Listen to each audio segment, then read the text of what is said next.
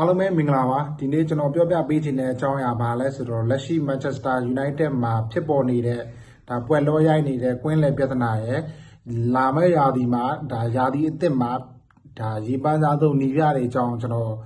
ဆွေးနွေးသုံးသပ်ပေးချင်တာပဲဖြစ်ပါတယ်နံပါတ်1အချက်ကတော့ကျွန်တော်လက်ရှိ Manchester United ရဲ့ယာယီနီးပြဟာဒါ Manchester City ကို2-0နဲ့အပြတ်သားနိုင်ယူပြီးရဲ့နောက်ပိုင်းမှာဒါသူ့စိတ်ထဲမှာနည်းနည်းလိုအပ်နေတဲ့ဖြစ်တဲ့ဒါကွင်းလယ်ခံစစ်ကစားသမားတယောက်ကိုသူတို့လိုချင်တယ်ပေါ့အဲ့ဒါဘာကြောင့်လဲဆိုတော့လက်ရှိ United မှာဒါကိုဘီမိုင်နူရဲ့ Casemiro ရဲ့ဒါ Fletcher ညီ Junior Fletcher စတဲ့ကစားသမားဒါ defending ဘိုင်းမှာရှိနေရဆိုပေမဲ့ဒါ Michael Carrick ကဒီလက်ရှိအင်္ဂလန်ပရီးမီးယားလိမှာဒါကြက်ခိုင်မှုအားနဲ့ခနာကိုအားစနစ်ရုံအားနဲ့ဒါသူတို့ရဲ့လိုအားနှုန်းတွေကိုဒါတန်ဖိုးဦးစားပေးပြီးတော့ကစားခဲ့တဲ့ကစားကွက်ပိုင်းမှာဆိုလို့ရှိရင် Manuel Ugarte လူကစားသမားမျိုးတို့ကဒါဘလို့မှသူလိုက်ပြီးမကစားနိုင်ဘူးဆိုတာသိရတဲ့အတွက်ကြောင့်မလို့ဒါသူ့ရဲ့ကွင်းလယ်မှာမာထန်ထန်နဲ့ကောင်းကောင်းမွန်မွန်ကစားနိုင်တဲ့ Casemiro လို့ကိုဘီမိုင်နူးလို့ကစားသမားမျိုးတွေကိုဒါသူကလိုချင်တယ်ဆိုပြီးတော့ဒါဘုတ်ဖွဲ့ကိုတင်ပြတယ်ဒါပေမဲ့ Michael Carrick ကတော့သူလိုချင်တဲ့ကစားသမားမျိုးတွေကတော့ဒါ Adam Wanda ရဲ့ပြီးလို့ရှိရင် Henderson ရဲ့စားတဲ့ဒီကစားသမားမျိုးတွေကိုသူ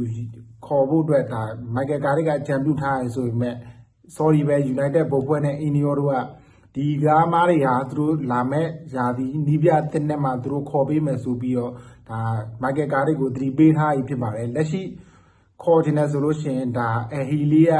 အသင်းဖြစ်တဲ့ sorry ကလပ်အသင်းတစ်သင်းကဖြစ်တဲ့ Ahili အသင်းကဒါ Ruben Neves ကိုပဲသူတို့ခေါ်ပေးမယ်ဆိုပြီးတော့ဒါပြောထားတယ်နောက်ပြီးတော့ဒီ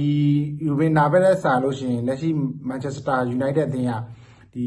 ဟိုတလောမှပြီးခဲ့တဲ့ဘက်ကမှဒါ Tottenham Hotspur ကိုပြောင်းရွှေ့သွားတဲ့ Conor Gallagher ကိုလိုက်ခဲ့ရဆိုပေမဲ့မရခဲ့တဲ့ဆိုလက်ရှိချိန်မှာ Manchester United ရဲ့ AC Milan ကွင်းလယ် Chelsea ကစားသမားတအုပ်ဖြစ်တဲ့လိုဒက်ချီကိုကစားသမားမျိုးကိုဒါတရားဒီအငှားနဲ့ခေါ်ဖို့အတွက်သူတို့ဆရာထက်သန်နေရလို့လည်းကျွန်တော်နောက်ဆုံးရသတင်းတွေကြားသိခဲ့ရဖြစ်ပါတယ်နောက်တစ်ချက်ကတော့ဒီလာမဲ့2026-2029ဘောလုံးရာသီတစ်မှာ Manchester United ကသူတို့အတွက်နီးပြရာထားတဲ့စီးအနေနဲ့မှာဆိုလို့ရှိရင်တော့လက်ရှိဘာစီလိုနာအရင်ကတော့ဘာစီလိုနာနီးပြဟောင်းဖြစ်တဲ့ဒါဇာဘီကိုပဲသူတို့ခန့်ဖို့အတွက်ဆွေးနွေးမှုတွေပြုလုပ်နေရပေါ့လက်ရှိဇာဘီကိုခန့်ဖို့အတွက်ပြုလုပ်မှုဆွေးနွေးမှုတွေပြုလုပ်ရတဲ့မှာ Manchester United တင်းနဲ့မဟုတ်ဘဲနဲ့ Tottenham Hotspur အသင်းကလည်းလက်ရှိရလက်တွေတောက်လျှောက်စိုးနေရတော့မဲ့ Prime နေရာကိုဒါအစားထိုးဖို့အတွက်ဒါဇာဘီကိုဆွေးနွေးမှုတွေလုပ်နေရလို့လည်းကျွန်တော်ကြားသိရပြီဖြစ်ပါတယ်နောက်တစ်ယောက်ကတော့ဒါလက်ရှိ United မှာဒုတိယရေပန်းစားဆုံးဒါနီးပြကတော့ဒီလက်ရှိ Dortmund မှာနီးပြနေတဲ့နာကိုဘက်ဆိုတဲ့ဒီနီးပြပေါ့ဒီနီးပြဆိုလို့ရှိရင်ဒါအရင်ကြီးကောင်းတယ်တော့မဟုတ်ပါဘူး။ဘာကြောင့်လဲဆိုတော့ကျွန်တော်အရင်တည်းကဘိုင်ယန်မြူနစ်ပွဲတွေကိုတောက်လျှောက်ကြည့်လာရင်လို့ဆိုတော့သူဘိုင်ယန်မှာကင်တယ်ရာသီဝက်နဲ့ထုတ်ခံရတယ်။ဘိုင်ယန်နေပြီးတော့ဒါမိုနာကိုကင်တယ်မိုနာကိုရောက်တော့လဲထုတ်ခံပြီးလက်ရှိဒါဂျာမန်ဘွန်ဒက်လိဂါကိုပြန်ရောက်တဲ့ချိန်မှာလဲတိတ်အလောက်ထိလည်းမဟုတ်ဘူး။ဘာကြောင့် United ကဘာကြောင့်ဒီဒါကိုဘက်ကိုကြိုက်ပြီးတော့လက်ရှိ2026-2029ဘောလုံးရာသီတစ်မှာသူတို့ခန့်ဖို့အတွက်စီးရင်သွင်းထားလဲဆိုတာကျွန်တော်လည်းလုံးဝနားမလည်နိုင်တော့ဘူးပေါ့အိုမာဘရမာနဲ့ဒါ Ineos group နောက်တစ်ချက်ကဒီလာမဲ့ဒီရာသီကုန်မှာ PSG ကဒီ2026ဘောလုံးရာသီမှာချန်ပီယံလိဖလားရခဲ့လို့ရှိရင်လူဝစ်အင်နီကေရာသီကုန်မှာနှစ်ဦးသဘောတူနဲ့ဒါသူစိန်ခေါ်မှုတစ်ရှာဖို့အတွက်ဒီနေရာတစ်ကိုပြောင်းဖို့အတွက်သူဆရာထက်သန်နေရဆိုပေမဲ့လက်ရှိ United ကဒီလိုထိပ်တန်းနည်းပြမျိုးသူတို့ကခေါ်ဖို့စီစဉ်မရှိဘူးပြက်လည်းပြောပြီးသွားပြီဒါအိုမာဘရမာနဲ့ Ineos တို့ group ရတယ်ဘာကြောင့်လဲဆိုတော့ဒီ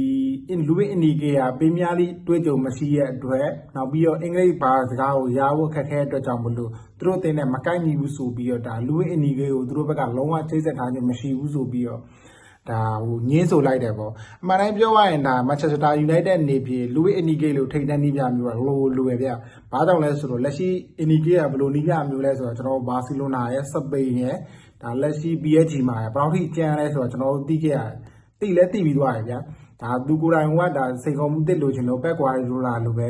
စိတ်ခေါ်မှုတစ်လိုချင်လို့ပါဒါသူဒီရာဒီကုန်မှာ PSG နဲ့ချန်ပီယံလိဖလားထိုက်ရလို့ရှိရင်လာခွဲမယ်ပြောတယ် PSG ဘက်ကတော့စာချုပ်တစ်ဒါလိုက်တိုင်းစာချုပ်တော့မယ်ကန်လန်ထားရဲဆိုမှလက်ရှိ Unique ကတော့ကောင်းနေထားခြင်းမရှိသေးဘူးပေါ့ဒီရာဒီကုန်မှာချန်ပီယံလိထိုက်ရလို့ရှိရင်သူ PSG နဲ့2ဦးလမ်းခွဲမယ်ဆိုပြီးတီနင်းပြောထားရပေါ့ကျွန်တော်နောက်တစ်ချက်ကဒီ PSG ကထွက်မဲ့နီးပြမျိုး Manchester United ကပြတ်သက်ညင်းလိုက်ပြီဆိုတော့ဒါ Manchester City ကလည်းပတ်ကွာယူလာတဲ့နေရာမှာဒါအစားထိုးနိုင်ဖို့အတွက်နည်းနည်းလေးတန်တရားဖြစ်မိရပေါ့အမှန်တိုင်းပြောရရင်ဒါ Manchester City ကကောက်စားသွားလိုက်လို့ရှိရင်ဒါ Manchester City နဲ့ဒီလူအင်ဒီကေကဒါပတ်ကွာယူလာတဲ့တစ်ခေတ်ပြန်အောင်လို့ပဲဘယ်လောက်ထိကြမ်းမလဲဆိုတော့ကျွန်တော်တို့ဒါပြောကြရတော့လိုမယ်မထင်ဘူးဒါပေမဲ့ United ကတော့ဒီလိုနီးပြမျိုး sorry ပဲတဲ့သူတို့ကမလိုချင်ဘူးတဲ့အားကြောင့်လက်ရှိသူတို့ရေပန်းဒါစင်းထဲမှာသွင်းထားတဲ့နီးပြတွေကတော့ဘာစီလိုနာနီးပြဟောင်းဇာဘီရဲ့အခုလက်ရှိတော့မနီးပြနေတဲ့ဒါနာကိုဘက်ရဲ့လက်ရှိအသင်းလက်မဲ့ဖြစ်နေတဲ့ဆောင်ခိတ်ပါဝင်ပိုချက်တီနိုတို့စားတဲ့နီးပြမျိုးတွေကိုဒါရေပန်းစားနေရတင်ဆက်ရင်လည်းလက်ရှိ Manchester United ရဲ့သတင်းကိုတင်ဆက်ရင်လည်းကျွန်တော်ရဲ့ဒါသတင်းတင်ဆက်မှုလို့ဒီမှာပဲရနာခွင့်မပြုပါကျွန်တော်ရဲ့ YouTube လေးကို like and subscribe လုပ်ပေးကြပါအောင်လို့မြတ်တာရက်ခံပြရစီဗျအားလုံးကိုကျေးဇူးတင်ပါတယ်